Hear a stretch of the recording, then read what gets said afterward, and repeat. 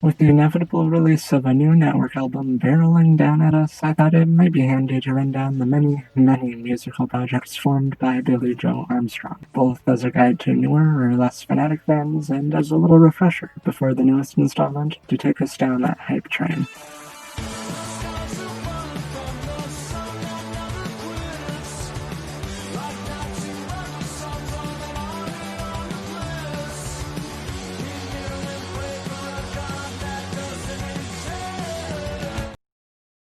Billie's played with a lot more bands than just what's on this list, and he's recorded with a few more too, but for the sake of the video that isn't just a long list of names, I'm limiting this to acts that Armstrong either helped form, or acts where he played a prominent role, like lead singer or lead guitarist, since their first single, EP, or LP. I said Armstrong is someone who always writes. I've hinted to him being more active than you might think just by looking at Green Day's catalog, but there's a lot more than that under his name.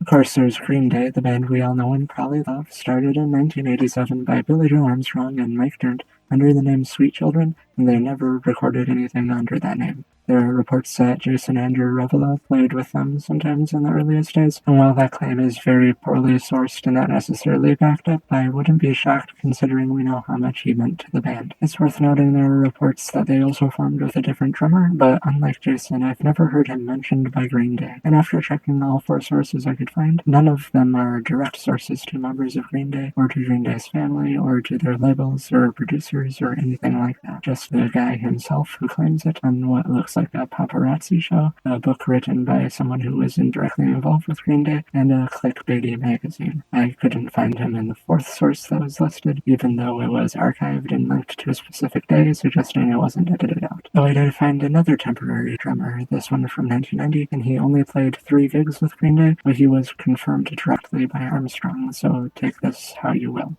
For a while, they definitely did have another drummer, John Kiffmeyer, and they changed their name to Green Day to avoid similarity with another local band. They released an LP and 2 EPs, and eventually met Trey Cool from another band in the area, The Lookouts. Billy, Mike, and Trey became the iconic lineup, the triad of Green Day, though over time they added other members to their live set, and there have been many. But the most persistent musicians after 30 years of Green Day are Jason White, Jason Freeze, and Jeff Maketa. Probably saying that wrong, I'll say it wrong every time.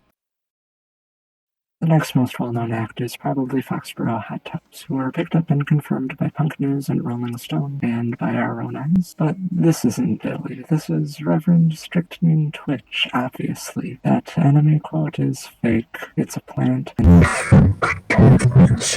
in addition to the identical twin of Billie Joe, Mike, Trey, Jason, and Jason return, and prima donna guitarist Kevin Preston joins in too.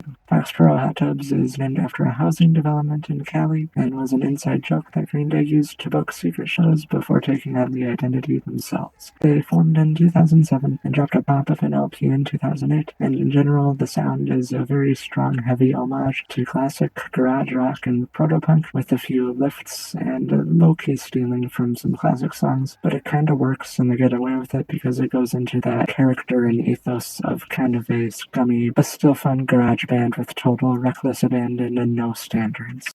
Those band member name shenanigans continue with The Network, a 6-piece new wave band from 2003, brought together by an ancient prophecy.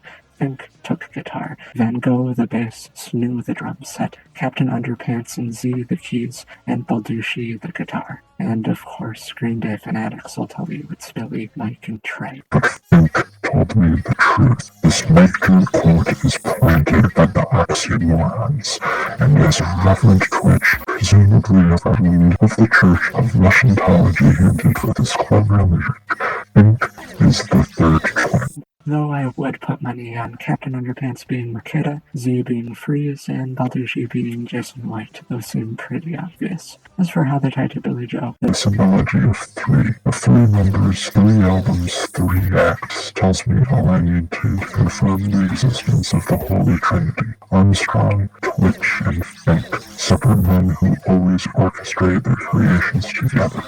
Anyway, they released an album and a live album, then disappeared until fall 2020, when they released a hint video, trailer thing, and then a new single, with the new album coming very soon. I won't read all the bios for each member here, but they're the best thing in the world, so make sure you visit their Insta and see them sometime. And Handgun Powder wasn't strictly formed by Armstrong, but he's played a leading role in every release from their creation in 1991. Bill Schneider plays bass, Aaron Comet Bus the drums, and Sarah Kirsch was the first guitarist who was replaced by Jason White in 1992. And of course on vocals and guitar is Fink. Wilhelm Fink, who is clearly actually just Billie Joe Armstrong and not Fink. They've released 8 EPs and an LP along with some compilations, and while that catalog seems a little daunting, I recommend taking it EP by EP rather than in the compilations if you can. They haven't been seen much since 2008, but I think they had a great run. They have a really energetic pop-punk spirit, but a little more rattiness than Green Day usually does, and they tie together the ratty, raw energy with the pop-punk in a really smooth, satisfying way that kind of reminds me of the Queers. They're one of those bands where I guess they could be considered a side project, but I don't at all see them that way. I think they stand on their own merits. In 2016, a movie called Ordinary World dropped, containing a Green Day song on Rev Rad, along with 2 Billie Joe Armstrong songs. These kind of blew up with fans online, and in 2018, Armstrong released The Longshot, consisting of an LP, 3 original EPs, and a covers EP. This started the first wave of non-stop rumors in normie crowds that Green Day had broken, and Armstrong's solo covers from 2020 reignited them in a second wave, and I'm sick of having to tell people that Green Day haven't broken up. Officially, Jeff Mahida plays bass, David S. Field plays drums, and Kevin Preston plays rhythm guitar, and has since recently come on as a member of Green Day too, but the debut EP and the following LP were totally written and performed by Armstrong alone, which is pretty impressive for what was probably just a year or two's work. Man. So Millie and Billy wrote this song on his front porch. It seemed like yesterday, but it was actually 21 years ago. Time flies, so it's called Radio. Back in 2017, Billie Joe and old friend Tim Armstrong of Rancid fame formed the Armstrongs and released one single in support of 924 Gilman Street's funding. Joey of Swimmer's fame and Billie's DNA played drums, and Tim's nephew Ray played bass. Back forward to 2018, because Green Day is always busy, Armstrong and Dirnt formed the Coverups, Dirnt playing rhythm guitar this time and Jason White returning on guitar, and adding sound engineer Chris Duggan on drums and manager Bill Schneider on bass. Green Day are perfectionists who put a lot of work into even their side projects, and in a way I don't see some of them in that light. Some of their side projects feel more like full bands or more Green Day to me, but the Coverups is the definition of a side project, and true to that, they have never put out an official release and only play covers to small venues. Thanks a lot for coming. Welcome.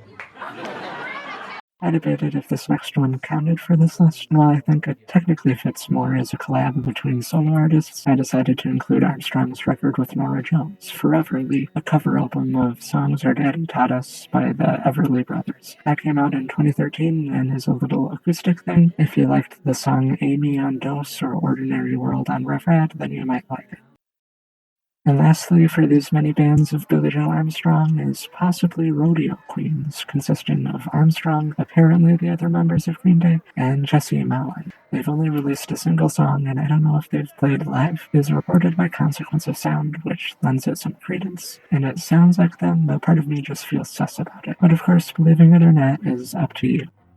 And that's every musical project that Armstrong has formed or played a leading role in that I know of. There might be more, I wouldn't be surprised. If you know any more, then please let me know. Otherwise, I hope you check out any that you might not have known. I think they all have something about them that's worth checking out. Armstrong's a talent factory, not the most intricate or ferocious musician in the world, but his incredible ability to output consistently solid music is something I admire. And I'm stoked to see where his next network album goes and wherever the fuck his career takes him next.